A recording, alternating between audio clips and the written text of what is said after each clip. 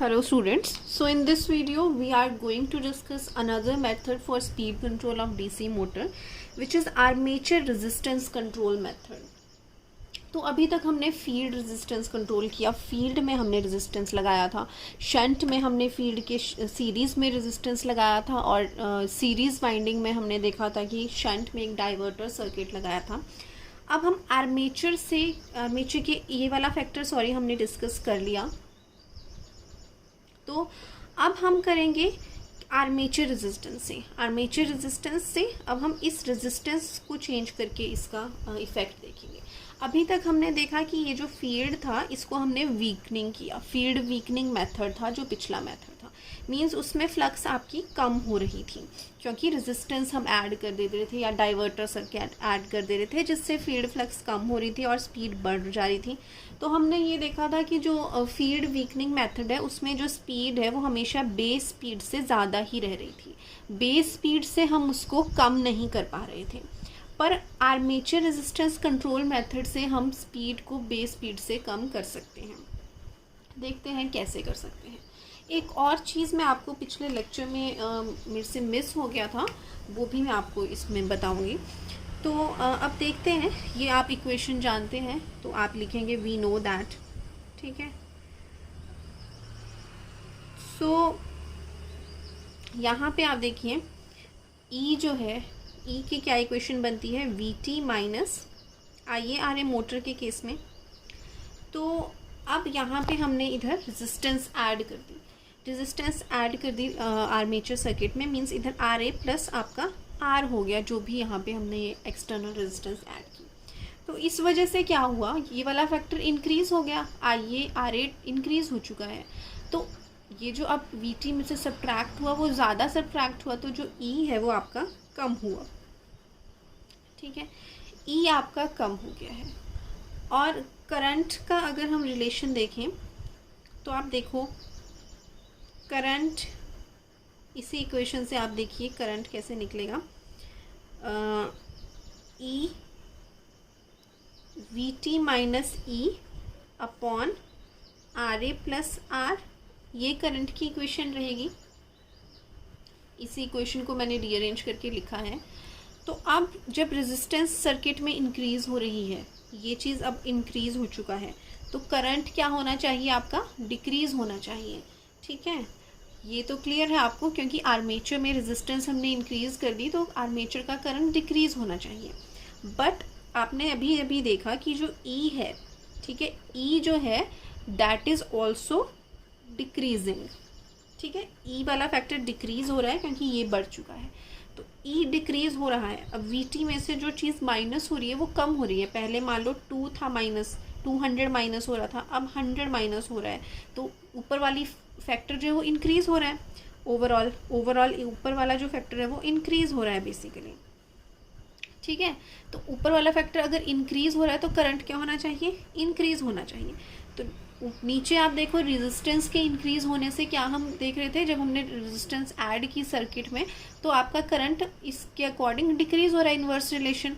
But जब resistance हमने add की तो ई आपका डिक्रीज हो रहा है, तो उस वजह से आपका ओवरऑल ऊपर वाला टर्म इंक्रीज हो रहा है, तो उसकी वजह से करंट इंक्रीज हो रहा है, ठीक है। इसमें ज़्यादा कंफ्यूज नहीं होना है, ये आप बीच में इसको साइड में लिख सकते हैं अपनी अंडरस्टैंडिंग के लिए, बीच में आप थ्योरी में इसको स्किप कर सकते हैं।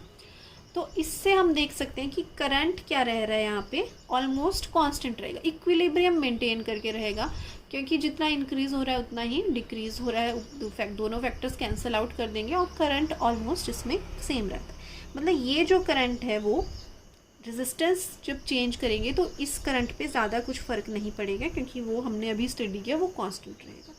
तो करंट आपका कांस्टेंट है, ठीक है। दूसरी बात, जो फ्लक्स है, फ्लक्स भी इस सर्किट में कांस्टेंट रहेगी, क्योंकि शंट है, शंट में जो हम जानते हैं शंट की फ्लक्स तो ऑलमोस्ट आपकी सेम ही रहती है, ठीक है, उसमें ज़्यादा कोई चेंज नहीं आता है, तो फ्लक्स भी आपकी कांस्टेंट रहेगी।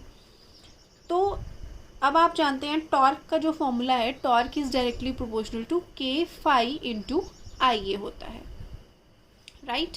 तो यहाँ पे आपका फ्लक्स भी कांस्टेंट है, फ्लक्स पे तो कोई चेंज नहीं पड़ रहा हमारी इस रेजिस्टेंस की वजह से, यहाँ पे तो कोई रेजिस्टेंस नहीं है, flux is constant, flux weakening method में फ्लक्स कांस्टेंट नहीं था, and also I A is constant, I A भी कांस्टेंट है, दोनों चीज़ें कांस्टेंट हैं तो मीन्स टॉर्क भी कांस्टेंट है।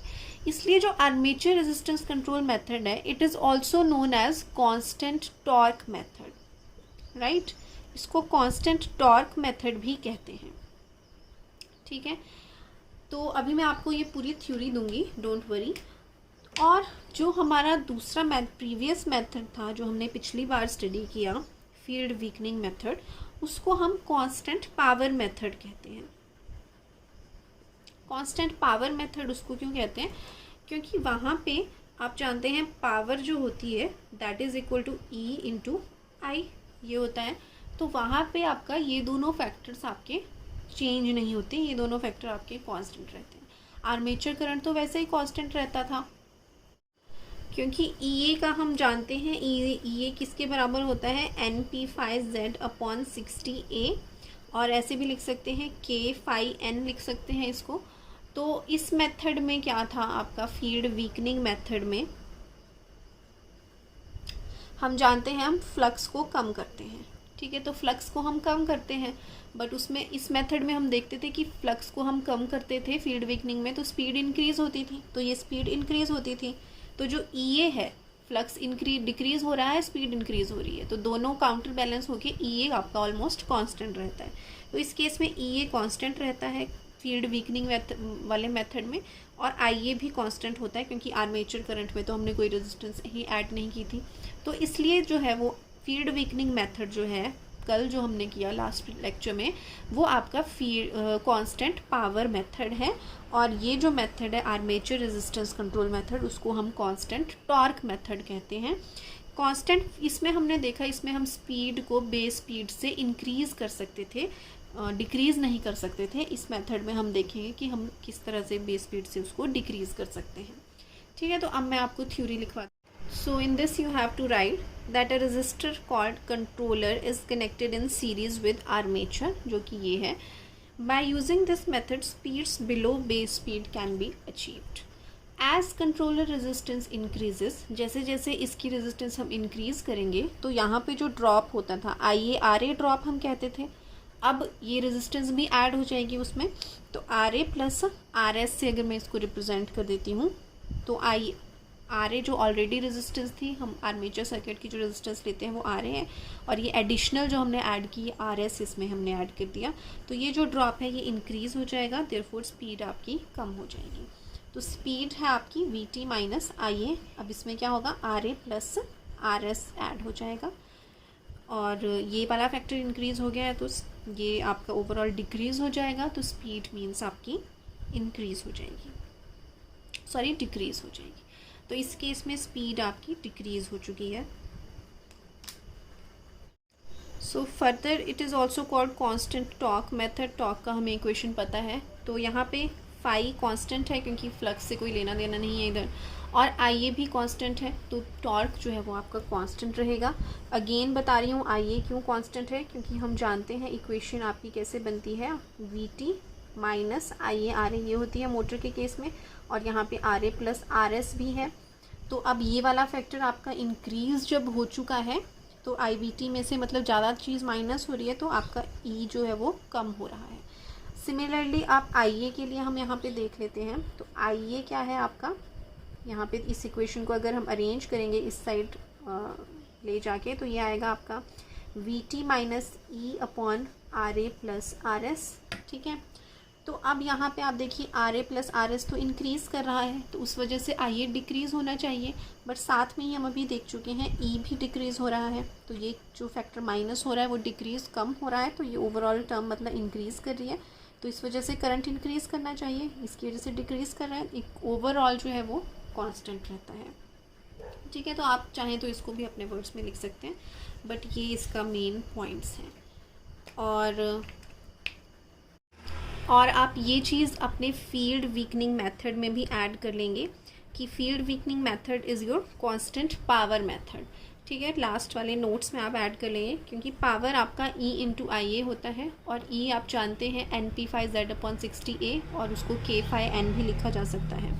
तो इसमें फील्ड वीकनिंग मेथड है, तो एज फाई आपका मतलब डिक्रीज़ कर रहा है, तो फाई आपका डिक्रीज़ कर रहा है। तो आप जानते हैं कि क्या रिलेशन होता है स्पीड का, speed is equal to V T minus I A R A upon K phi होता है। तो जैसे जैसे आपका फ्लक्स डिक्रीज़ करता है स्पीड आपकी इंक्रीज़ करती है, इन्वर्सली रिलेटेड है।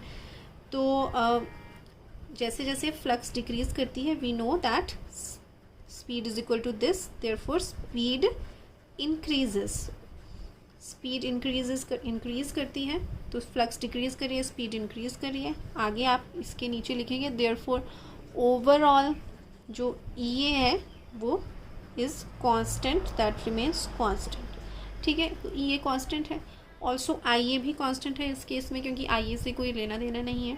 देयरफॉर ओवरऑल पावर जो है वो इस केस में आपकी कांस्टेंट रहती है, इसलिए उसको हम कांस्टेंट पावर मेथड कहते हैं। तो that is all about your armature resistance control method. Next जो मेथड है उसमें इन दोनों का हम कॉम्बिनेशन करते हैं, ward Leonard method, that will be your next topic.